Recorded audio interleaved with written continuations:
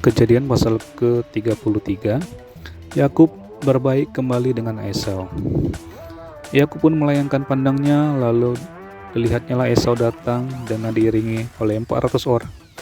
Maka diserahkannyalah sebagian dari anak-anak itu kepada Lea dan sebagian kepada Rahel serta kepada kedua budak perempuan itu. Ia menempatkan budak-budak perempuan itu beserta anak-anak mereka di muka, Lea beserta anak-anaknya di belakang mereka, dan Rahel beserta Yusuf di belakang sekali. Dan ia sendiri berjalan di depan mereka, dan ia sujud sampai ke tanah 7 kali hingga ia sampai ke dekat kakaknya itu. Tetapi Esau berlari mendapatkan dia, didekapnya dia, dipeluk lehernya dan diciumnya dia, lalu bertangis-tangisanlah mereka. Kemudian Esau melayangkan pandangnya, dilihatnyalah perempuan-perempuan dan anak-anak itu. Lalu ia bertanya, "Siapakah orang-orang yang beserta engkau itu?" Jawab Yakub, "Anak-anak yang telah dikaruniakan Allah kepada hamba-Mu ini." Sesudah itu mendekatlah budak-budak perempuan itu beserta anak-anaknya, lalu mereka sujud. Mendekat jugalah Lea beserta anak-anaknya, dan mereka pun sujud. Kemudian mendekatlah Yusuf beserta Rahel, dan mereka juga sujud. Berkatalah Esau, "Apakah maksudmu dengan seluruh pasukan yang telah bertemu dengan aku tadi?" Jawabnya, "Untuk mendapat kasih tuanku." Tetapi kata Esau, "Aku mempunyai banyak adikku, peganglah apa yang ada padamu." Tapi kata Yakub, "Janganlah kiranya demikian. Jikalau aku telah mendapat kasih-Mu, terimalah persembahanku ini dari tanganku, karena memang melihat mukamu adalah bagiku serasa melihat wajah Allah, dan engkau pun berkenan menyambut aku.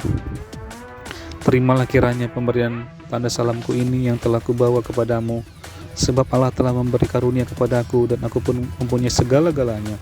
Lalu dibujuk-bujuknya lah Esau sehingga diterimanya. Kata Esau, "Baiklah, kita berangkat berjalan terus, aku akan menyertai engkau." Tetapi Yakub berkata kepadanya, "Tuanku maklum bahwa anak ini masih kurang kuat, dan bahwa beserta aku ada kambing domba dan lembu sapi yang masih menyusui. Jika diburu-buru satu hari saja, maka seluruh kumpulan binatang itu akan mati. Biarlah kiranya tuanku berjalan lebih dahulu dari hamba-Mu ini, dan aku mau dengan hati-hati beringsut maju menurut langkah hewan yang berjalan depanku dan menurut langkah anak-anak, sampai aku tiba pada tuanku di Seir." Lalu kata Esau, "Kalau begitu baiklah, aku tinggalkan padamu beberapa orang dari pengiringku." Tetapi aku berkata, "Tidak usah demikian, biarlah aku mendapat kasih tuanku saja." Jadi pulanglah Esau pada hari itu berjalan ke Seir. Tetapi aku berangkat ke Sukot, lalu mendirikan rumah, dan untuk ternaknya dibuatnya gubuk-gubuk. Itulah sebabnya tempat itu dinamai Sukot. Dalam perjalanannya dari Padan Aram, sampailah Yakub dengan selamat ke Sikem di tanah Kanaan, lalu ia berkemah di sebelah timur kota itu. Kemudian dibelinya dari anak-anak Hemor, bapa Sikem, sebidang tanah, tempat ia memasang kemahnya dengan harga 100 kesita. Ia mendirikan mezbah di situ dan dinamainya itu Allah Israel ialah Allah. Kejadian pasal ke-34. Dina dan Sikem. Pada suatu kali pergilah Dina, anak perempuan Lea yang dilahirkannya bagi Yakub, mengunjungi perempuan-perempuan di negeri itu. Ketika itu terlihatlah oleh Sikem, anak Hemor orang Hewi, raja negeri itu, lalu Dina itu dilarikannya dan diperkosanya. Tetapi terikatlah hatinya kepada Dina, anak Yakub. Ia cinta kepada gadis itu, lalu menenangkan hati gadis itu. Sebab itu berkatalah Sikem kepada Hemor ayahnya, "Ambillah bagiku gadis ini untuk menjadi istriku." Kedengaranlah kepada Yakub bahwa Sikem mencemari Dina, tetapi anak-anaknya ada di padang menjaga ternaknya. Jadi Yakub mendiamkan soal itu sampai mereka pulang. Lalu Hemor ayah Sikem pergi mendapatkan Yakub untuk berbicara dengan dia. Sementara itu anak-anak Yakub pulang dari padang dan sudah mendengar peristiwa itu. Orang-orang ini sakit hati dan sangat marah karena Sikem telah berbuat noda di antara orang Israel dengan perkosa anak perempuan Yakub. Sebab yang demikian itu tidak patut dilakukan. Berbicara Hemor kepada mereka itu, "Hati Sikem anakku mengingini anakmu, kiranya kamu memberikan dia kepadanya menjadi istrinya." Dan biarlah kita mengambil, berikanlah gadis-gadis kamu kepada kami, dan ambillah gadis-gadis kami. Tinggallah pada kami, negeri ini terbuka untuk kamu. Tinggallah di sini, jalanilah negeri ini dengan bebas, dan menetaplah di sini. Lalu Sikem berkata kepada ayah anak itu dan kepada kakak-kakaknya, biarlah kiranya aku mendapat kasihmu, aku akan memberikan kepadamu apa yang kamu minta. Walaupun kamu bebankan kepadaku uang jujuran dan uang mahar seberapa banyak pun, aku akan memberikan apa yang kamu minta. Tetapi berilah gadis itu kepadaku menjadi istriku. Lalu anak-anak Yakub menjawab Sikem dan Hemor ayahnya dengan tipu muslihat, karena Sikem telah mencemari Dina adik mereka. Berkatalah mereka kepada kedua orang itu, kami tidak dapat berbuat demikian, memberikan adik kami kepada seorang laki-laki yang tidak bersunat, sebab hal itu aib bagi kami. Hanyalah dengan syarat ini kami dapat menyetujui permintaanmu.